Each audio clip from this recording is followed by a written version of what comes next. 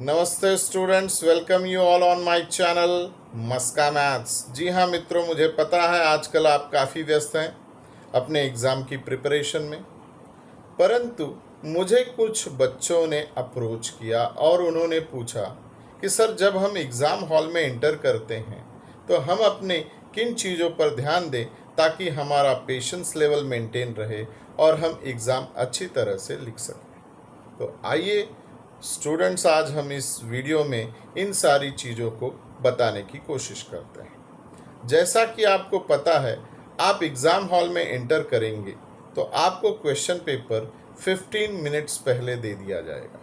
So it's called 15 minutes reading time. During this 15 minutes सबसे पहला काम आप करेंगे कि क्वेश्चन पेपर को पेशेंटली और केयरफुल मैनर से रीड करेंगे। जी हाँ, इसे न्यूज़पेपर की तरह या स्टोरी की तरह पढ़ना नहीं है।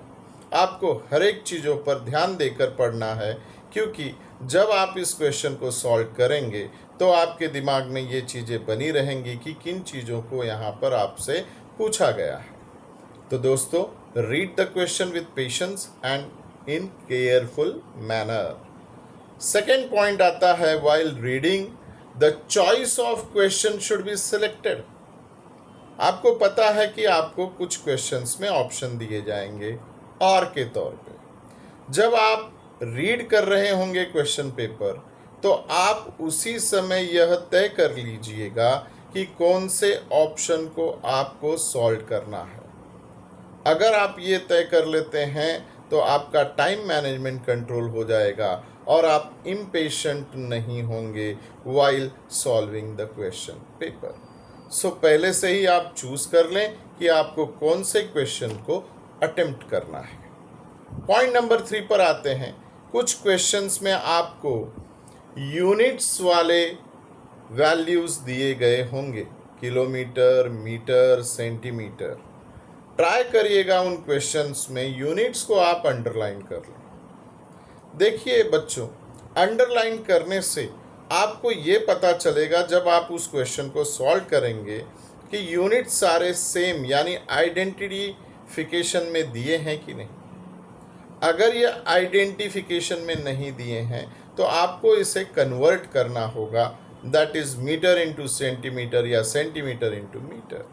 ये डिसीजन लेने के लिए आपको यूनिट्स पहले से ही अंडरलाइन करके रखना होगा, ताकि आप ये भूले ना कि सेंटीमीटर को मीटर में कन्वर्ट करना है या मीटर को सेंटीमीटर में। So please underline units question while reading your question paper. Point number 4, case study वाले क्वेश्चंस मिनिमम 2 टाइम्स रीड करिएगा students. Case study questions out of syllabus होते हैं।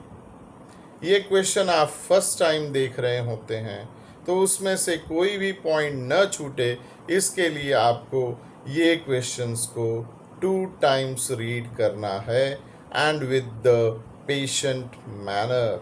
So all the tips and tricks आप miss न करें, क्योंकि काफ़ी easy question होते हैं, मगर आप कुछ चीज़ों को ठीक से नहीं पढ़ते, जिसके वजह से आपके आंसर रॉन्ग हो सकते हैं।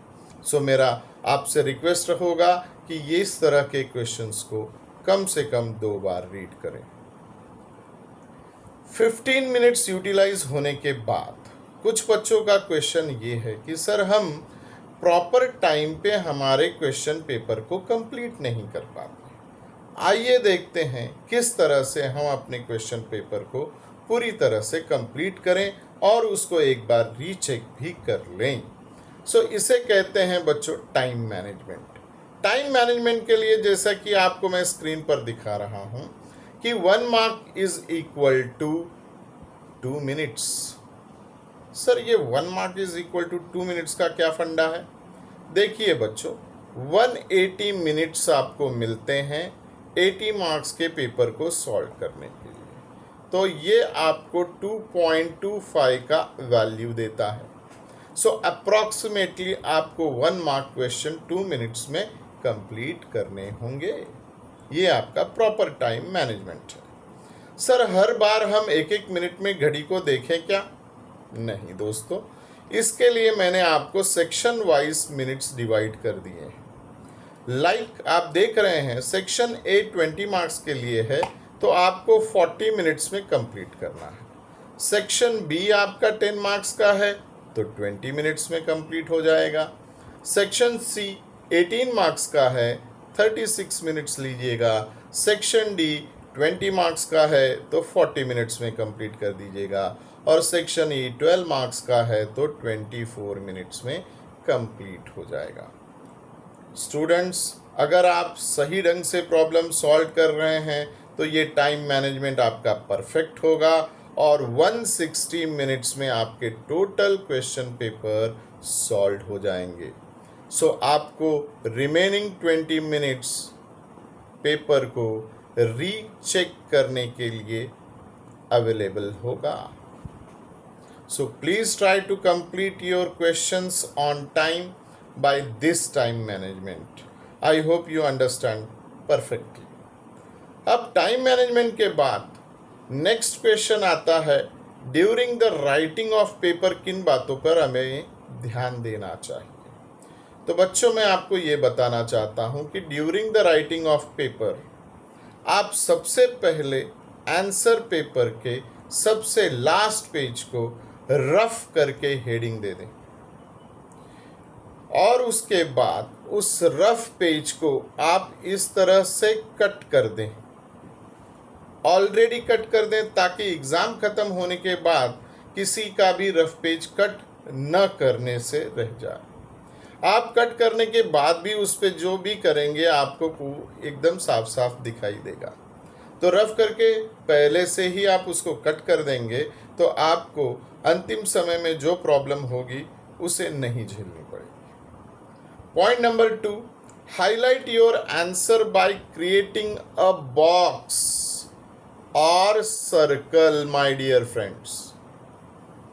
आप उसके बगल में ANS आंसर ऐसा नहीं लिखेंगे। It's not a proper way to give your answer.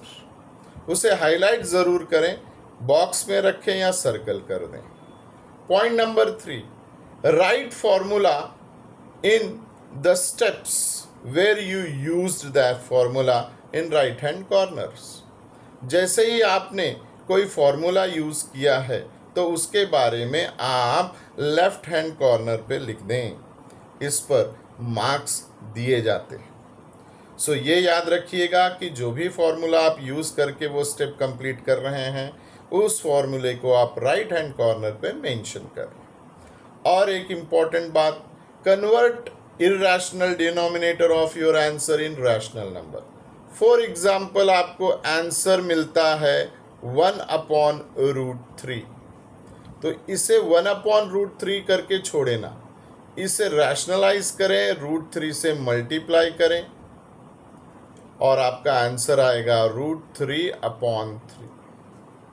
दोस्तों 1/√3 भी राइट आंसर है, बट √3/3 अगर आप लिखते हैं तो ये आपके लिए इम्प्रेशन क्रिएट करता है करेक्टर के माइंड में। सो याद रखें कि इर्रेशनल डिनोमिनेटर को रैशनल में कन्वर्ट करें जब आपका लास्ट आंसर हो। लास्ट में मैं बताना चाहता हूँ कि जैसे जैसे आप क्वेश्चंस अटेम्प्ट करते जाएं और कंप्लीट करते जाएं तो कंप्लीट क्वेश्चन के सामने इस तरह की साइन करें, नॉट कंप्लीट को क्रॉस कर दें और जिन क्वेश्चंस का कंप्लीशन डाउटफुल है, कंप्लीट नहीं हुआ है पूरी तरह, उसे क्वेश्चन मार्क का साइन दें। इससे जब आपके पास एक्स्ट्रा टाइम मिलेगा तो किस क्वेश्चंस को आपको पहले टैकल करना है ये आपको पता चल जाएगा।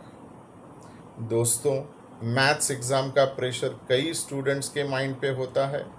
आई होप कि आपकी तैयारी बहुत अच्छी तरीके से हो। कुछ मेरे टिप्स आप अगर याद रखें तो आपका एग्ज़ाम और बेहतर तरीके से जा सकता है। All the best for your exam dear from my side. जो आपको क्वेश्चन पूछना हो कमेंट बॉक्स में पूछिएगा। Please like my channel, subscribe and press icon bell. Thank you so much. Take care. All the best once again. Tata. Bye bye. See